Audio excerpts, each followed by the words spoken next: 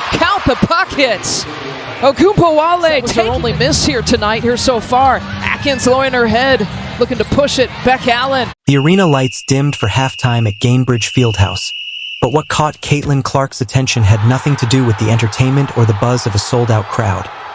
It was the sight of a young woman in the front row, no older than 19, fast asleep with a tiny baby nestled against her chest. Both of them wearing clothes that had long lost their sheen, their exhaustion almost palpable against the backdrop of fans in designer trainers, crisp jerseys, and curated outfits. There was something heartbreakingly quiet about the scene. The empty formula bottle tucked beside the girl's seat, the way her arms instinctively tightened around her child even in slumber, the faint shadows under her eyes that spoke of sleepless nights, missed meals, and impossible choices. How could it be, Caitlin wondered, that in an arena humming with celebration, this teenage mother sat fighting a private battle against fatigue, hunger, and survival, unnoticed by the hundreds celebrating around her. The young woman's name, Caitlin would later learn, was Maria Santos, an 18-year-old who had given birth to her daughter, Sophia, just 4 months earlier, and was living in transitional housing for teen mothers after aging out of the foster system with no family to turn to and no safety net to catch her. The ticket Totonites game, which might have looked like a luxury to anyone passing by, was actually a gift from a compassionate social worker who believed Maria deserved one evening of normalcy, of joy, of something resembling hope. Yet Maria had arrived carrying more than her daughter. She carried the weight of 36 straight hours without sleep, driven by a colicky baby who cried through the nights, by the fear of disturbing other residents, and by the growing dread of losing her part-time job at a fast food restaurant after missing 2 shifts because she couldn't find childcare. She nearly didn't come at all, worrying about the cost of the formula she had bought for the outing, the bus fare she scraped together, and the fact that a small bag of crackers was all she could afford for her own dinner.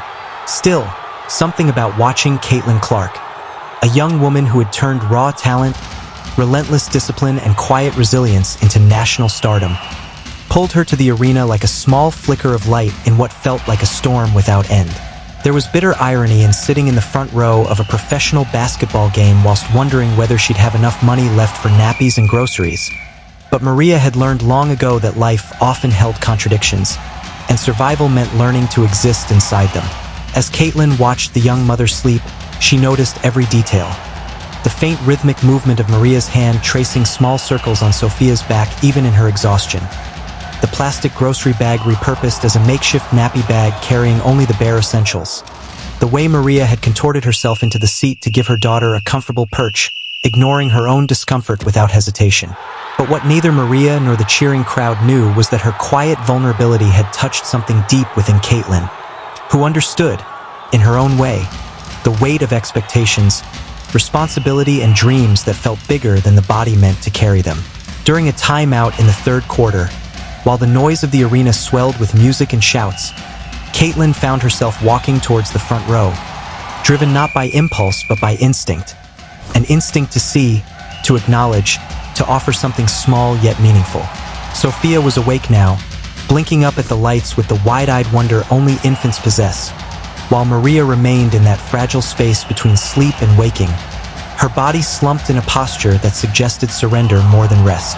Caitlin knelt down quietly beside them, careful not to startle either mother or child, her presence gentle, almost tentative, and when Maria's eyes fluttered open, confusion flickering into recognition, the first thing she saw was Caitlin Clark's face looking at her not with pity, but with genuine warmth and concern. "Hi," Caitlin said softly, her voice warm despite the noise. "I'm Caitlin. I just wanted to check you're both all right." And in that moment, in the middle of a roaring arena, something shifted. Not because Caitlin Clark was a star athlete, but because she chose to pause, to notice, to recognize another human being's struggle when she could so easily have walked past.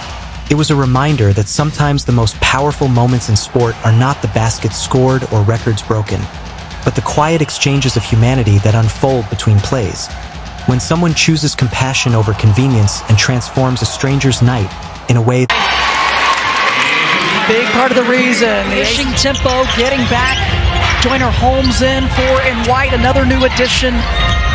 Maria's eyes widened in a mixture of shock, embarrassment and instinctive self-protection as she jolted awake, suddenly aware that she had fallen asleep at a live basketball game, surrounded by strangers, feeling exposed and painfully conscious that she must look exactly like what she was. A teenage mother stretched past her limits, juggling exhaustion, responsibility, and the quiet fear of being judged. "I'm so sorry," she whispered, cheeks flushing as she tried to sit up straighter, adjusting Sophia in her arms. "I didn't mean to fall asleep. I've been up with her for days, and I think the warmth and the noise just..." But Caitlin gently interrupted, her hand resting lightly on Maria's arm, her expression one of sincere compassion rather than judgment. "Hey, you've nothing to apologize for. Being a mom is the hardest job in the world, and you're doing it beautifully." That simple reassurance cracked something open inside Maria, who had grown used to criticism, to skeptical looks from strangers, to the unspoken assumption that she had failed before she had even begun. "What's your name?" Caitlin asked softly, and Maria could hardly believe that the very woman she looked up to, the rising star who filled arenas and inspired millions, was kneeling beside her as though they were equals sharing a quiet moment rather than two people separated by fame, opportunity, and fortune. "Maria," she replied, her voice steadier now. Sophia, noticing the shift in energy, stared at Caitlin with wide, curious eyes, the tiny fingers of her free hand curling and uncurling against her mother's jumper. And in that moment, something profound passed between the two women. An unspoken recognition that strength wears many forms, that courage doesn't always roar from the spotlight. Sometimes it appears in the quiet resilience of a young mother who keeps going even when she feels she has nothing left, who endures long nights and heavy days because love demands it of her. "How old is she?" Caitlin asked, smiling at the baby with genuine warmth. "4 months," Maria said proudly, and it was as though that pride breathed color back into her tired face. "She's been my whole world since the day she arrived." Caitlin nodded, touched. "I can see that, and she's lucky to have you." Then, in a gesture no one in the arena could have anticipated, Caitlin gently extended her arms and asked if she might hold Sophia. Maria hesitated, out of habit, out of fear. But something in Caitlin's eyes told her she could trust her, and she nodded. Sophia settled easily into Caitlin's embrace, her tiny head resting against the athlete's chest as though she belonged there, and Caitlin felt something shift inside her. An understanding that this moment was meant to be more than a brief encounter on the sidelines of a game. "Maria," she said quietly, her voice carrying a resolve that felt both immediate and deeply sincere. "I want to help you, not just tonight, but properly help you build the life you want for her. If you'll let me." What followed, spoken in hushed tones beneath the roar of the crowd and the ongoing game, revealed the sheer magnitude of Maria's struggles. The unstable housing, the fear of losing her part-time job due to missed shifts, the absence of family support, the loneliness that clung to her like a second skin, and the fragile but determined dreams she still carried, finishing school, going to college, creating a life where Sophia would never feel the uncertainty Maria